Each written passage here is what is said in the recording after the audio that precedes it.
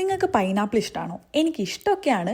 പക്ഷേ ഇത് വീട്ടിൽ കൊണ്ടുവന്ന് വാങ്ങിച്ച് അരിയുന്ന കാര്യമൊക്കെ ആലോചിക്കുമ്പോൾ ഞാൻ പൊതുവെ അത് വാങ്ങാറില്ല. ജർമ്മനിയിൽ വന്നിട്ട് 2 കൊല്ലം ആയെങ്കിലും ഈ മെഷീനെ പറ്റി അറിയാമെങ്കിലും ഞാൻ ഈ മെഷീൻ ആദ്യമായിട്ട് ഗ്ലോബസിലാണ് കാണുന്നത്. സത്യം പറഞ്ഞാൽ ഇതിൻ്റെ പ്രവർത്തന തത്വം മനസ്സിലാക്കിയെടുക്കാൻ കുറച്ച് സമയം എടുത്തു.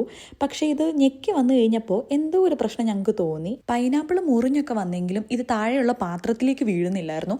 അവസാനം ഗ്ലോബസിൽ തന്നെ വർക്ക് ചെയ്യുന്ന ഒരു ലേഡീനെ വിളിച്ചിട്ട് പുള്ളിക്കാർ നോക്കിയപ്പോഴാണ് മനസ്സിലായത് ഭയങ്കര പഴുത്തു പോയ ഒരു പൈനാപ്പിൾ ആയിരുന്നു.